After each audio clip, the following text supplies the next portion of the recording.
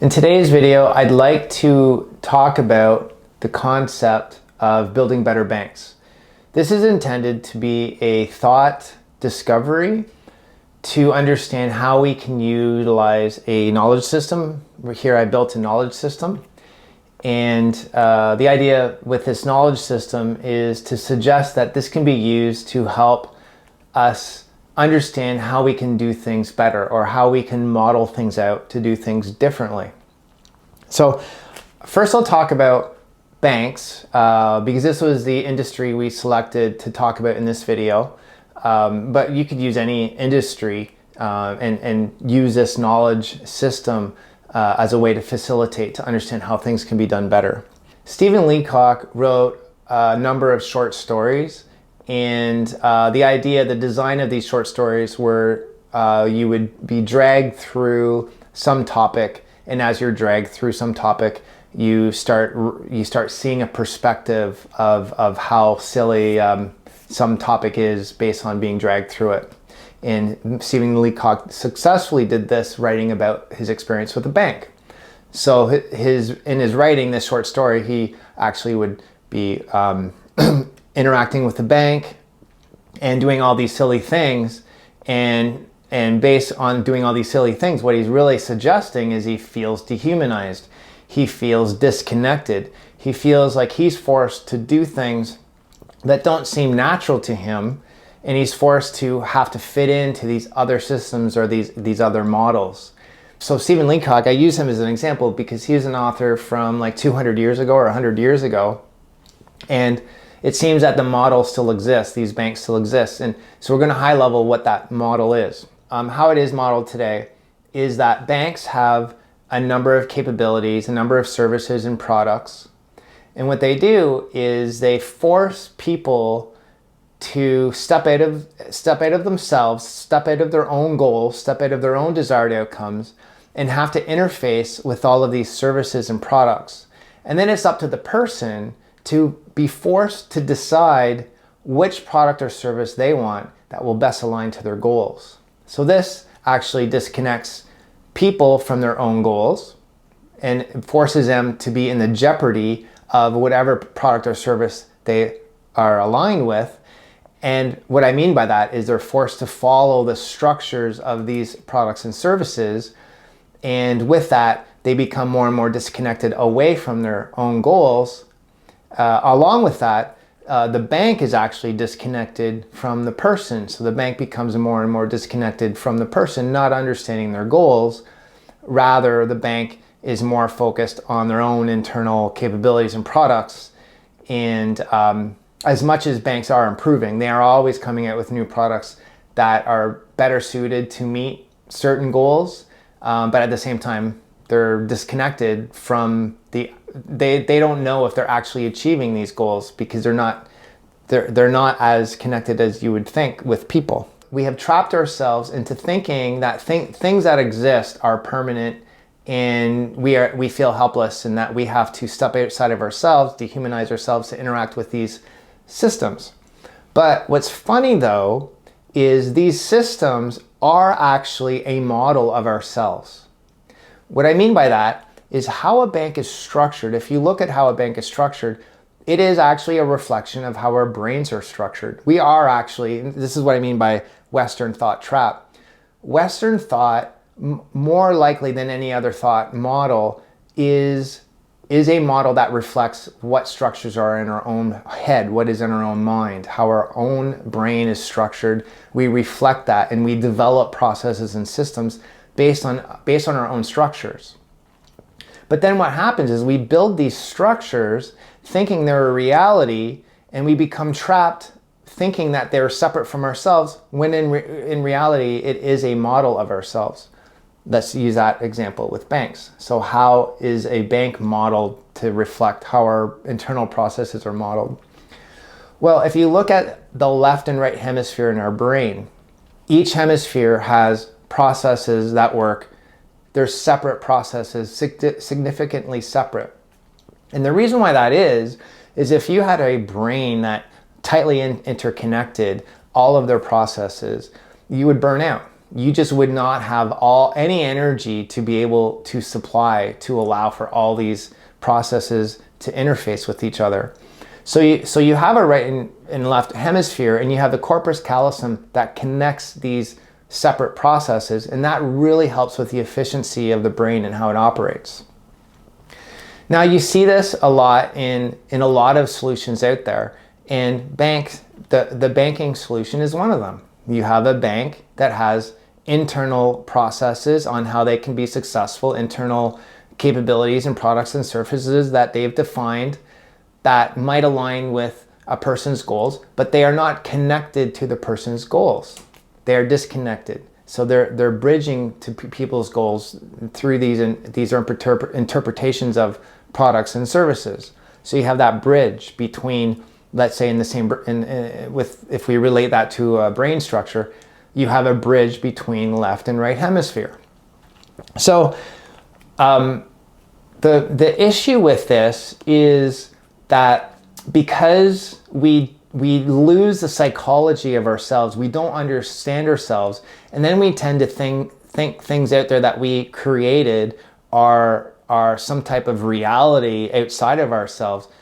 We lose the understanding of what these processes really are, and so then we lose the potential of developing a knowledge system. This corpus callosum between the left and right hemisphere can be thought of as a bridge.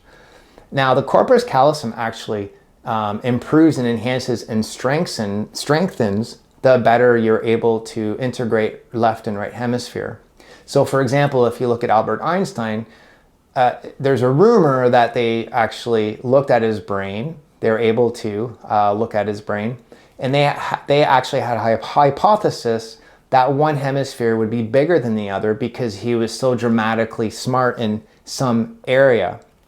But very likely, the area he chose to focus on didn't reflect an imbalance in his brain.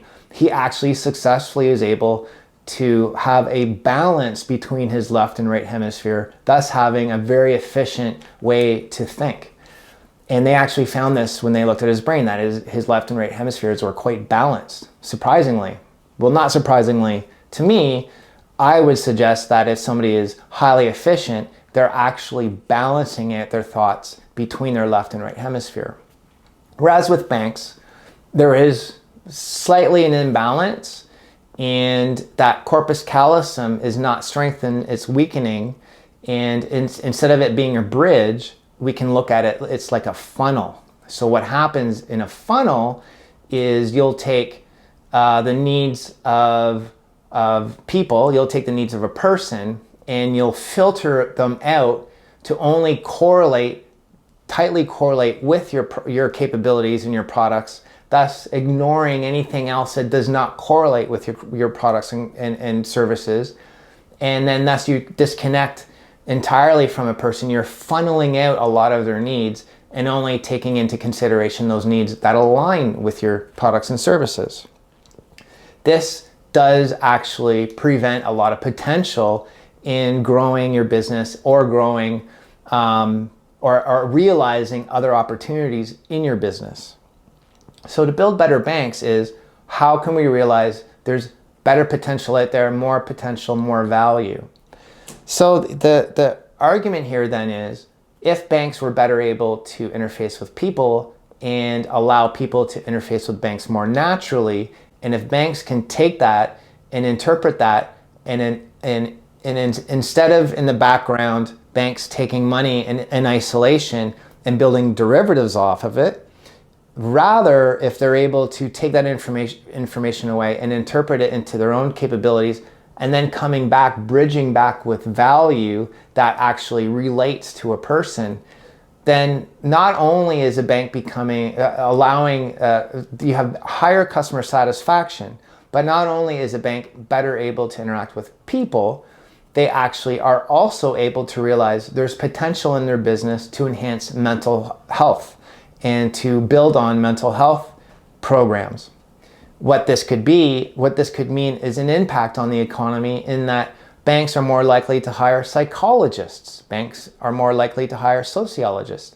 They're more likely to take psychosocial factors more seriously and finding that as very beneficial to their business model. Based on changing your direction, you can actually improve a lot of other facets of your economy in that progress.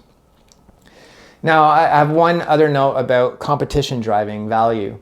So let's say we have a bank that actually hires more psychologists, puts more emphasis on mental health, they invest highly in that, and then they're better able to interact with people. They become more profitable because more people are more likely to work with that bank. There's more trust. Competition drives value. You're going to see more banks wanting to go in that direction because really any bank can have all the money in the world, but without people, that bank is useless. A bank is only successful if it can attract interaction with people, businesses, corporations. So the more likely you have a bank that can really find the niche to enhance mental health, you're going to really realize that a lot of other banks are going to follow. So one last note on what's happening in the market today. So I did some research to look at how banks are improving the industry and what directions they're going. And banks do see this. They do see they need to increase customer satisfaction, and they're looking for different strategies. And so one example I found, there's a lot of examples, but one of the main ones I found that was interesting was in Amsterdam. I'm not going to say names, but there's a bank in Amsterdam that was successfully interfacing with small businesses.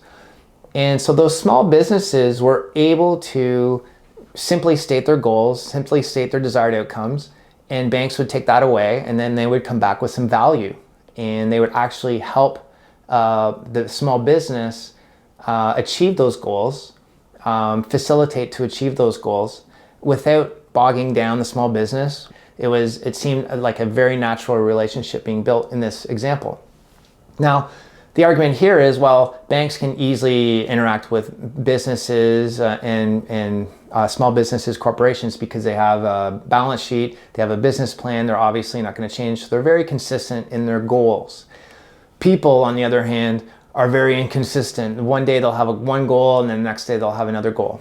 Well, maybe not. My argument is that people are just as consistent and as simple in how they define their desired outcomes.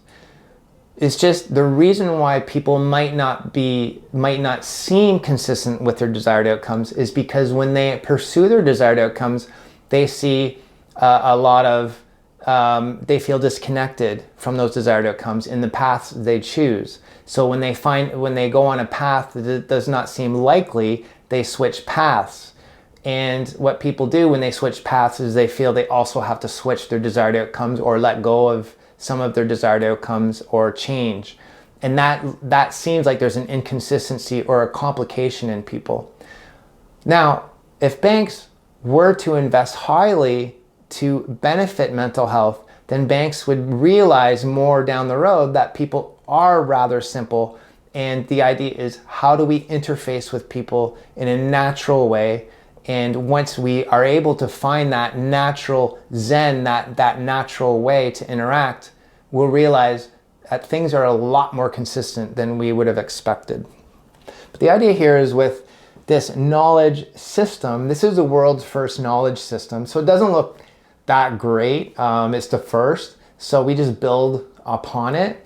But the idea here is we use artificial intelligence and technology to aid and supplement the human psyche, to help with mental health. To be able to do that, we can't just suffice with a particular information system. Today we use AI, we use technology to save costs and help build capabilities in a particular singular information system. That takes our potential away from being able to supplement the human psyche as a whole, or stepping back and seeing the big picture. So that's what this knowledge system is about. It's about stepping back from particular singular information systems and building a more cohesive, higher level system. So that's the idea here. So I hope you enjoyed the video and have a great day. Thank you.